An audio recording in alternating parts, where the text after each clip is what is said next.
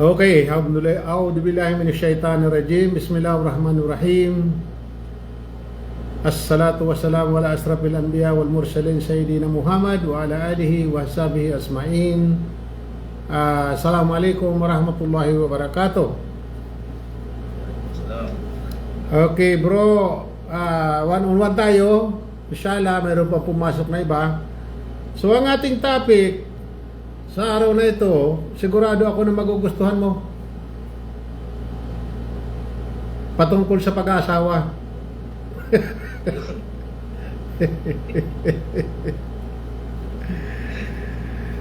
Napakahalaga malaman natin bilang Muslim ang pag-aasawa sa Islam.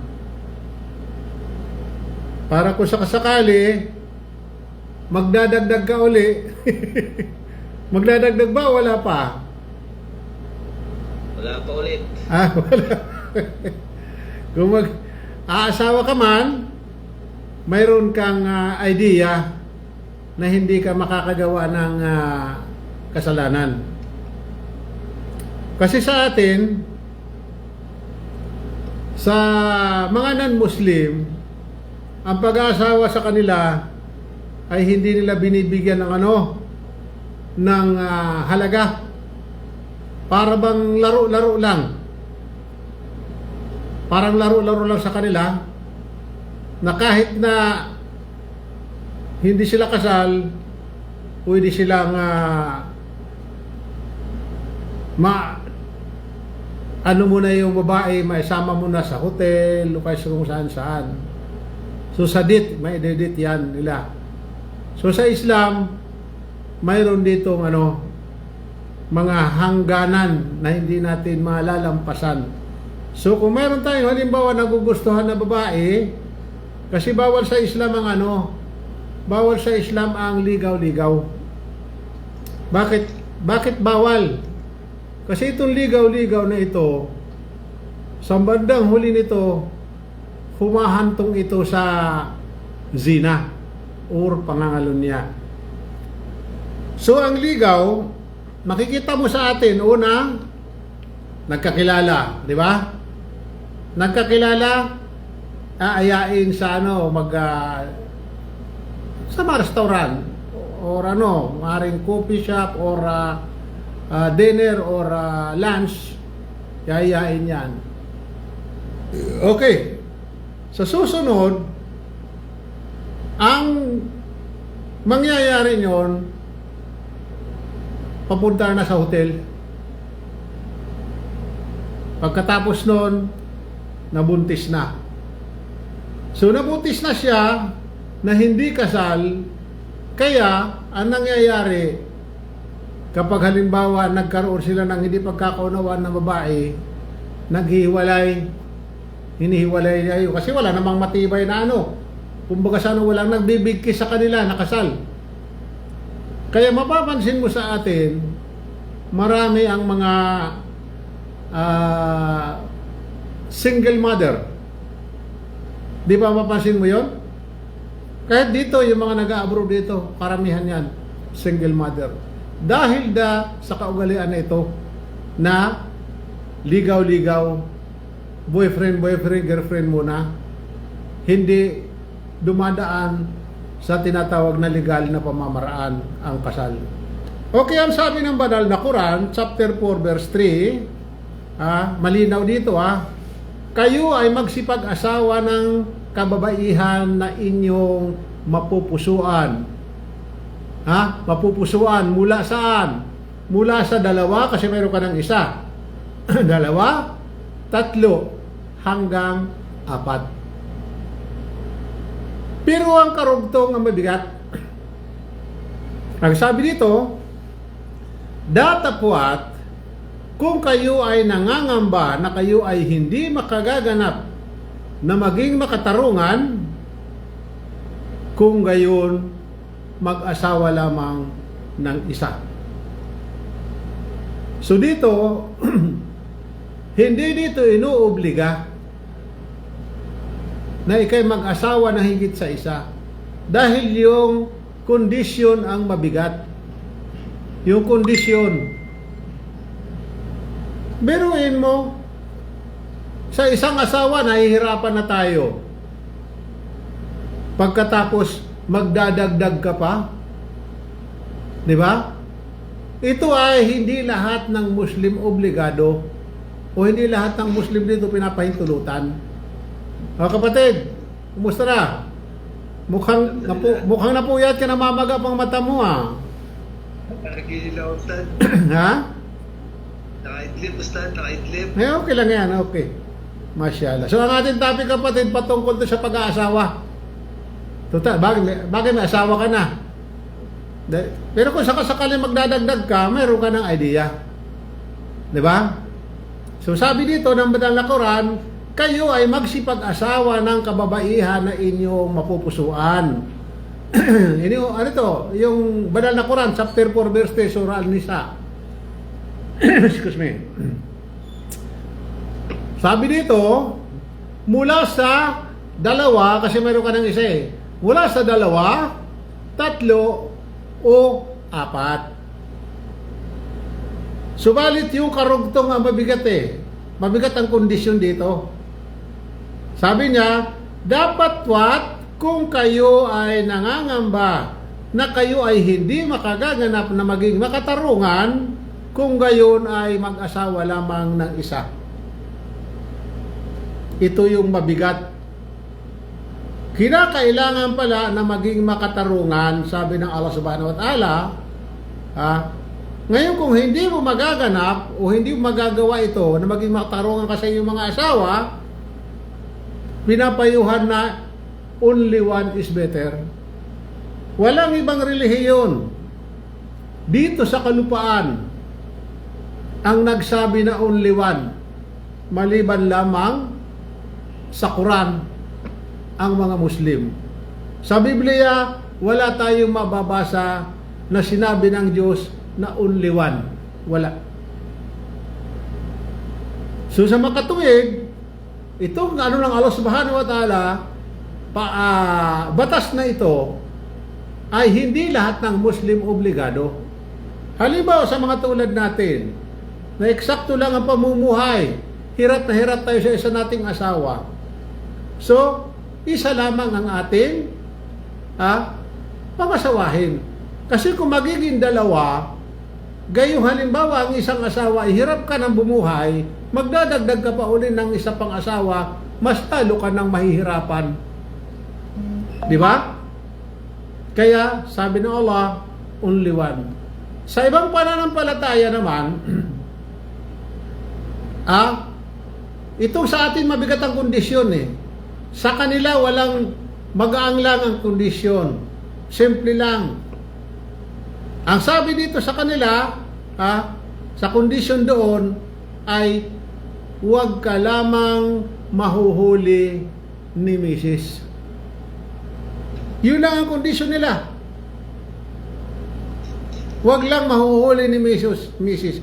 Kaya sa atin, makikita mo karamihan dito mga politiko, mga kilalang tao, isang asawa lang, ngunit ang kabit, no limit.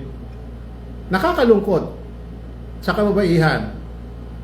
Nagiging walang halaga ang kababaihan sa atin. Dahil ginagawa nilang parausan, ginagawa lang negosyo ang babae. Makikita mo sa mga beer garden, sa mga nightclub. Sa Islam, hindi pinapahintulutan ng ganon.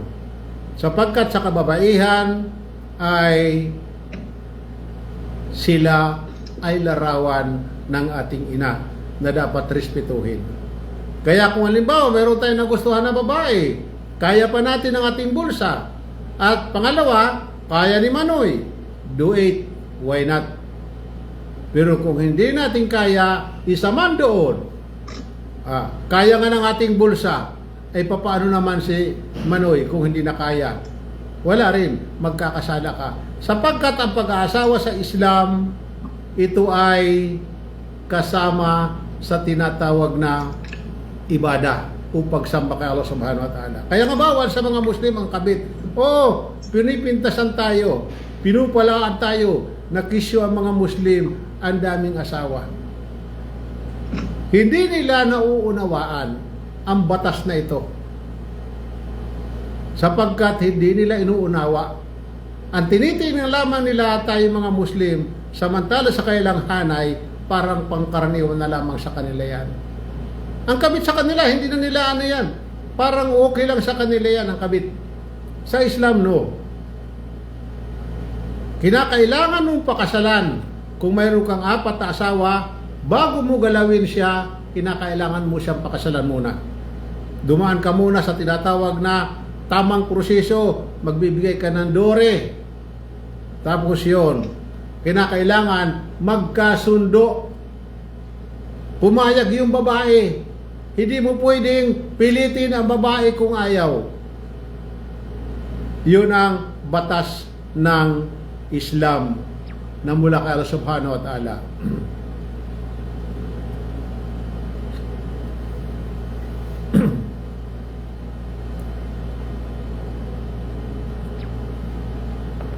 Si Propeta Muhammad sallallahu alaihi wasallam ay nagsabi, kapag kayo ay nasisiyahan sa sinuman tungkol sa kanyang pananampalatayang Islam at pag-uugali, importante yan, at humiling na maging asawa ang inyong anak, dapat sumang-ayon sa kanyang hiling. Kung kayo ay hindi sumang-ayon, magkakaroon ng tukso at maraming kasamaan dito sa mundo. Na nangangahulugan dito, kung halimbawa mayroon kang anak na dalaga at mayroon kang lalaki, mayroong lalaki na nag-alok na mapangasawa ang anak mo na siya ay mabuting Muslim, kinakailangan ikaw ay pumayag. Hindi mo pwedeng tanggihan. Sapagkat kapag hindi ka pumayag doon, maaaring sila ay makagawa ng zina. Dahil nga sasabi nga dito ay marami ang kasamaan dito sa mundo. Kaya kinakailangan agad ay ipakasal sila para hindi sila makagawa ng zina or pangangalunya. Ito yung sabi ng Propeta Muhammad sallallahu alaihi wasallam. Napakaganda ng batas ng Islam sapagkat ito ay ang tao inilalayo sa mga pagkakasala. Nilalayo, iniiwas. At bilang karagdagan, sinabi ni Propeta Muhammad sallallahu alaihi wasallam, binata, sabi niya, sino man sa inyo ang kanyang magtustos or kayang magtustos ng asawa ay dapat na mag-asawa. Ibig sabihin dito, ang mga binata inuutusan na mag-asawa na kung kaya na niya. Anong sabi dito? Sapagkat ito ay nag-iiwas sa inyo sa pagtingin sa ibang babae at ilalayo or inilalayo kayo sa kahalayan. Subalit, sabi niya, silang hindi kayang magtustos kung walang sapat na halaga, walang pera, ay dapat iukol ang sarili sa pag-aayuno. Pinapano sa pag-aayuno? Sapagkat ito ay isang paraan upang mapigil ang pagdanasa sa laman. Kung hindi raw makayanan, wala raw tayong sapat na kakayanan pag binata na para sa pagtustos ng kanyang asawa, mag-ayuno siya. Kaya napakahalaga rin ng ayuno, mga kapatid, pag-aayuno. Napakahalaga. Sapagkat ang pag-aayuno ay pagpipigil sa ating sarili sa mga pagkakasala. Ito yung sabi ng Propeta Muhammad sallallahu alaihi wasallam. Inutusan niya ang mga binata na mag-asawa na kung mayroon na silang ipantutos-tos. Yan nangyayari sa atin sa Pilipinas. Nag-aasawa, walang trabaho. Umaasa saan? Sa magulang. Subhanallah. Sa Islam, no.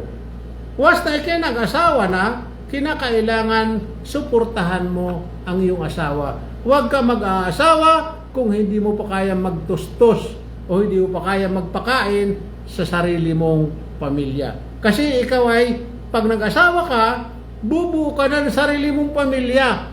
Paano kung halimbawa mo ka pa nakasukob sa mga magulang mo? Di ba? So, hindi ka pa pwede mag-asawa kung ganon. Hindi mo pa kaya magtustos. Yun ang sabi ng Propeta Muhammad SAW. Ngayon, kung hindi mo kaya, sabi nga, mag-ayuno ka. Pinapag-ayuno para mapigilan ang pagnanasa ng laman. Allahu Akbar. Napakaganda ng batas nitong Islam. Ngunit mayroon pa rin tayong mga kapatid na mga kulang sa kaalaman ang humahantong sa pangangalo niya. Hindi maiwasan yan. Tao lang yan. Pero ang batas na riyan, hindi tulad nung ating pinanggalingan na relihiyon, ang batas ay itinatago sa atin. Hindi sa atin ilalantad, bagkos ito itinatago. Kaya makikita mo sa atin, naglipa na ngayon ang mga single mother. Nakakawa sila. Okay, may mga kondisyon ang kasal. May mga kondisyon dito.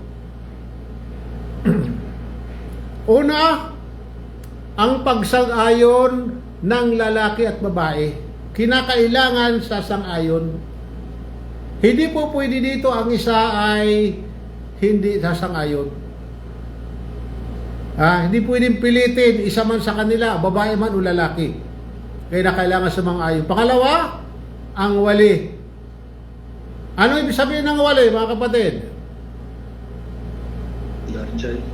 Guardian, tulad ng ama, kapatid, pero dito, patitsuhin, hindi dito kasama ang babae. Mga lalaki lang ito. Ang wali, lalaki. Ama, kapatid na lalaki at tiyuhin. Yun ang pwedeng maging wali. So sinabi ni Propeta Muhammad sallallahu alaihi wasallam, hindi matatanggap ang kasal kapag walang wali.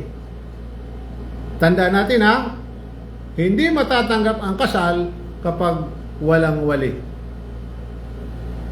Ano na siya, kumbaga sa invalid na siya. Bawal. Pangatlo, ang dalawang lalaki na saksi. Hindi pwede ang babae dito Dalawang lalaki na saksi sa kasal. Nandoon sila, saksi sila. Ang tinutukoy dito yung mga matutino, matutuwid na saksi. Hindi yung naglalasing. Hindi yun. Hindi pwede ang ganun na maging wali. O maging saksi. Pangapat, ang obligasyong magbigay ng mahar. Dote sa Tagalog sa atin, dote. Obligasyon yan. Ang halaga noon, wala siyang specific na halaga. Kung magkano lamang ang inyo na pagkasunduan na makakayanan ng lalaki. Doon lamang. Hindi mo pwedeng tataasan mo kung hindi naman kaya ng babae ng lalaki. Gagawin mo pang negosyo ang anak mo. Hindi pwede yun. Ang importante, ang makasal sila at kung nagkakagustuhan sila. Sapagkat kapag ito ay hindi na sunod o hindi na ganap ang kasal nila dahil sa sobrang taas ng hinihingi ng magulang ng babae na duri or mahar, maaring sila ay magtanan, makagawa ng kasalanan ng dahil sa magulang. So ito yung iniiwasan. Kaya kung mayroon halimbawa mga anak natin ay nagkagustuhan ng isang, alam natin lahat ng mga magulang, gusto nila na ang kanilang anak makahanap din ng matino na lalaki. Yung nagsasala, importante doon.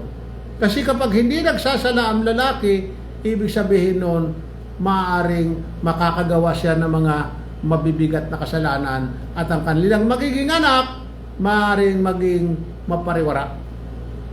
So kung matino ang lalaki, nagsasala, matuwid, napakaganda nun. Kapag pag halimbawa sila nagkaanak, ang kanilang mga anak ay mga matutuwid. Hindi pinag-uusapan dito yaman. Pwede rin kung mayaman, mabait, matuwid, maganda. Pero kung halimbawa ang batayan sa pagiging mayaman niya, hindi naman siya nagsasala, walang kwentang kanyang kayamanan. Dahil pag halimbawa nagkaroon sila ng anak, ang kanyang anak maaring maging salbahe pa kaysa sa kanya. Alhamdulillah. Ito yung kagandahan sa mayroong kaalaman patungkol sa Islam at sa pag-aasawa. Ang mainam na mahar ay ang maliit na halaga. Hindi kailangan ng malaki. At ang lalong maliit ay mas lalong mainam. Dahil ang mahar ay tinatawag din itong sadaka. Mas mabuti pala ang maliit na mahar. Mas mainam kaysa doon sa daan milyon na mahar. Mas maigi yung mababa lang ang mahar. Mayroong isang hadith ang Propeta Muhammad SAW sa kanyang kapanahunan na walang-wala yung lalaki. Kaya ang kanyang ginawa, sinabihan lang siya na yung sing-sing na bakal lang yata yun o ano, tanso ba yun ano. Yun na lang kanya naging mahar. O kaya naman, sura ng Quran. Ipamimuray sa kanya ang sura ng Quran. Gawing mahar sa kanya halimbawa ang buong Al-Baqarah.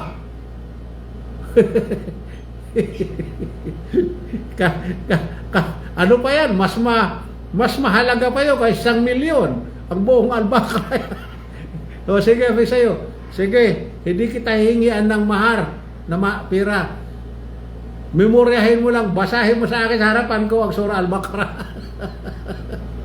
Basahin.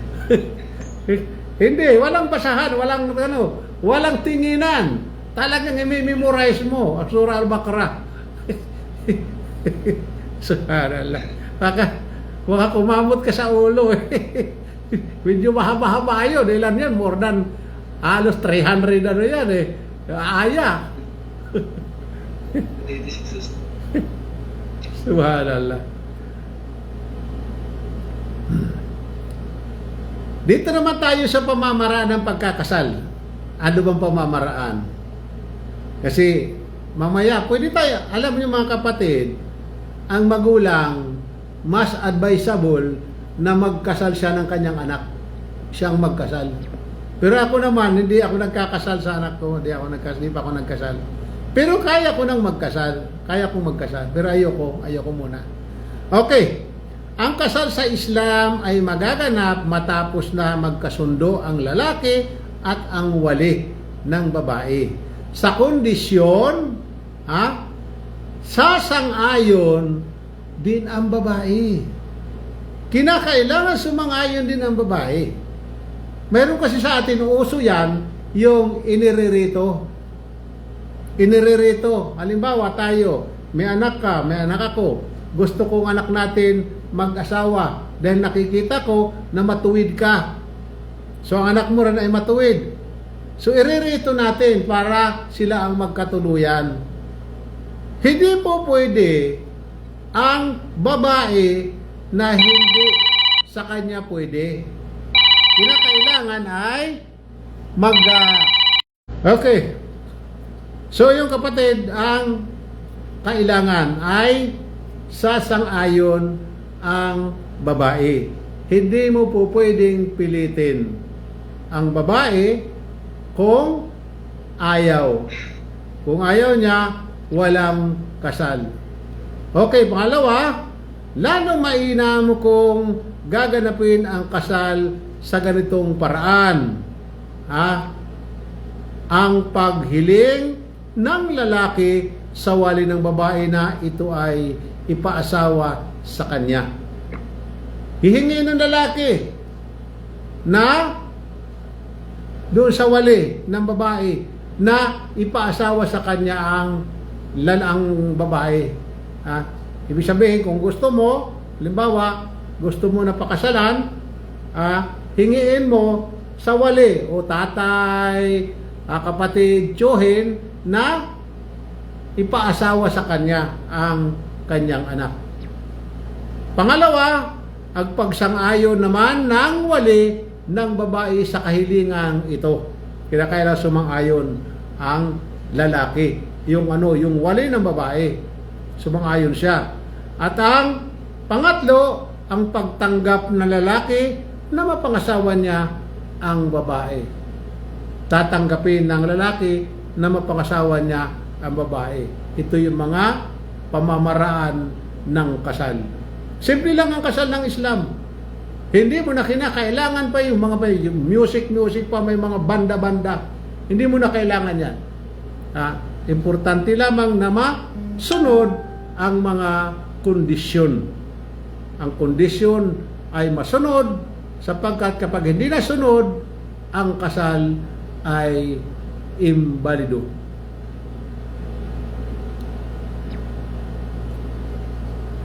Si Propeta Muhammad SAW ay nagsabi, hindi maaaring ipakasal ang balo o ang diborsyadang ginang hanggat hindi siya sinasangguni. At ang birhen ay hindi dapat ipakasal hanggat hindi siya hinihiling ang kanyang pahintulot. Atin mababasa ito sa Sahih Al-Bukhari. Sabi dito, ulitin ko, hindi maaaring ipakasal ang balo o diborsyado o diborsyadang ginang hanggat hindi siya sinasangguni. Kinakailangan na sangguni, hindi po biglaan dito. Kinakailangan sangguni sa kanya, sumangguni sa kanya na siya ay ipakakasal o pakakasalan. Okay, di pwede nag-uusap lamang ang mga magulang lang. Kinakailangan ay tatanungin muna ang babae, either na lalaki. Mamaya yung lalaki naman ang hindi sumang-ayon. Hindi niya gusto ang babae na yon. Hindi natin pwedeng pilitin yan sa Islam. Bawal pilitin. Or, kumbaga sa bibigyan sila ng karapatan na magdesisyon ayon sa kanilang kalooban sapagkat sila ang makakasama nito Hindi naman hindi naman tayo mga magulang. Ang ating mga anak ang makakasama dito. Sila ang magdurusa kung sakasakali hindi nila gustuhan ang ipinaasawa sa kanila. Sa pagdaos ng kasal, kailangan ito ay daluhan ng hindi bababa sa 2 saksing lalaki. Kinakailangan hindi bababa sa 2 saksing lalaki. Matapos nito, ang lalaki at babae ay naging mag-asawa na sa mata at batas ng Islam. Pinapahintulot na kumuha ang lalaki ng isang tao na lalaki upang kumatawan sa kanya. At ang pagkuha ng marriage license ay para lamang upang kilalanin ng pamahalaan na ang kasal ay legal at tunay. Kasi noong kapanahunan ng mga propeta, noong kapanahunan nila, hindi naman masyadong kailangan ng papel. Ang importante ay nakasal. Ang papel na ito ay formality lamang upang ipapakita sa mga kinaukulan na kayo nga talaga ay kasal, legal na mag-asawa, na hindi gumagawa ng zina o pangangalunya. Ito yung mga kondisyon ng tawag nito ng kasal. Okay?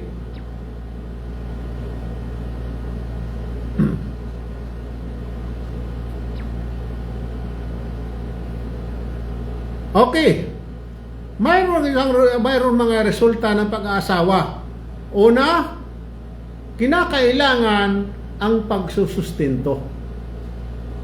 Kaya kung mag-aasawa ang isang tao tapos wala siyang trabaho, ano ang kanyang ipapakain sa kanyang asawa? Iaasa niya sa kanyang mga magulang mali yun. Kung hindi pa niya kaya magsustento, huwag siyang mag-asawa. Dahil magiging pabigat lamang siya, lalo idadagdag pa sa kanyang pasanin ng kanyang mga magulang kung sakali mag-aasawa siya ng wala pa siyang kakayanan. Tungkulin ng asawang sustintuhan sa pagkain, pananamit, at tirahan ang kanyang may bahay ayon sa kanyang kakayanan na pinansyal. Kaya kung magmamaramot ang lalaki sa pagsusustento sa kanyang may bahay, siya ay nagkakasala at mayroong karapatang kumuha ang kanyang may bahay ng sapat na halagang pantustos sa pangangailangan nito buhat sa kanyang ari-arian o salapi. Kinakailangan magsustento ang lalaki. Kapag hindi siya magsustento, pwedeng kumuha ng ang babae ng mga ari-arian na katumbas ng kanyang pangangailangan sa kada buwan. Subhanallah. Pero sa atin, nangyayari na minsan nga ang umaako ng responsibilidad ng lalaki ay ang mga babae. Kaya dito makikita natin lahat na nag-abroad dito, karamihan nag-abroad dito ng mga babae, mga single mother. Bakit sila nag-abroad? Para matustusan nila ang kanilang mga anak sapagkat ang kanilang mga asawa ay pinabayaan sila. Nakakalungkot sa totoo lang. Samantala sa Islam, kinakailangan obligahin ang kalalakihan na magsustento. O mayroon tayong mga kapatid na mga hindi Muslim, na mga Muslim mismo, hirap na nga ang buhay niya, hirap na nga ang buhay ng asawa niya, nagdadagdag pa ng asawa. Nakakalungkot. Kaya nangyayari sa kanya, ang kabaihan naman nag-abroad. So maling pamamaraan, maling yon. Hindi mo pwede na hanggat maaari ang asawa mo ay papagtrabahuin mo at ikay mag-aasawa ka naman at sila man unfair yun sa babae. Mabigat ang kasalanan na nakaatang at pananagutan sa kabilang buhay. Okay? At dito, pwedeng mangutang ang asawa niya. Pwedeng mangutang. At pagbabayarin ang kanyang asawa. Yung pabayang asawa niya, papapagbayarin yan. At ang paghahanda ay tinatagubilin. Gawin sapagkat ginawa ito ng Propeta Muhammad Salam at pinag-utos niya na gawin ito. Kung wala halimbawa ay nagbibigay, mangutang siya at obligahin na magbayad ang kanyang asawa na pabaya.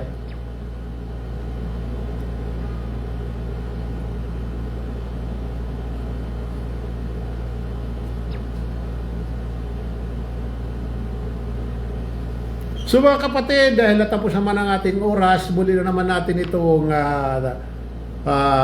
itutuloy sa mga susunod na mga araw ang ating topic patungkol sa pag-aasawa. Sana ay nagkaroon tayo ng idea, nagkaroon tayo ng kaunting kaalaman patungkol sa pag-aasawa sa Islam. Dahil bilang Muslim, tungkulin natin na tayo ay maibahagi ang mga bagay-bagay sa pag-aasawa para hindi tayo makagawa ng mga paglabag kay Allah Subhanahu wa Ta'ala. Sapagkat sa Islam, ang pag-aasawa ay parte ng kanyang ibada o pagsamba kay Allah Subhanahu wa Ta'ala. Lahat ng bagay na ginagawa ng isang Muslim, ito ay ibada. Pagkain, pag-inom, pagtanggap, pag-abot, pagtulog, pampamilya, lahat ito ay ibada. So kung tayo halimbawa, hindi natin masusunod ang batas ng Islam, tayo magkakasala. Naway gabayan tayo ng Allah Subhanahu wa Ta'ala sa tamang landas at gawing magaan sa atin ang mga gawain natin sa ating pang-araw-araw at inshallah ilayo tayo sa mga pagkakasala at mga tukso at ipagkaloob sa atin ng Allah Subhanahu wa Ta'ala ang kapayapaan, kaligayahan, kalusugan, kayamanan, karunungan at mga bagay-bagay na kakailangan nito habang nasa mundo pa tayo at ipagkaloob sa atin ng Allah subhanahu wa ta'ala, ang pinakamataas na antas ng paraiso, at ilayo tayo o iligtas tayo sa kaparusahan sa penong apoy at ganoon sa libingan, at ganoon din kay Dajjal at kay Satan. Maraming salamat. Assalamualaikum warahmatullahi wabarakatuh. Waalaikumsalam. So muli lang mga kapatid, ang ating topic, yung mga gustong magdagdag, alam na natin ang ating pamamaraan na hindi tayo pwedeng magdagdag kung hindi natin matutustusan ng matayos ang ating tawag nito, ang ating unang asawa, lalo kung wala pa tayong bahay na kailangan magtayo ka ng bahay. Sapat yung nag-asawa ka muli, dapat tayuan mo rin ng bahay ang isang mong asawa. So yung mga kapatid, so marami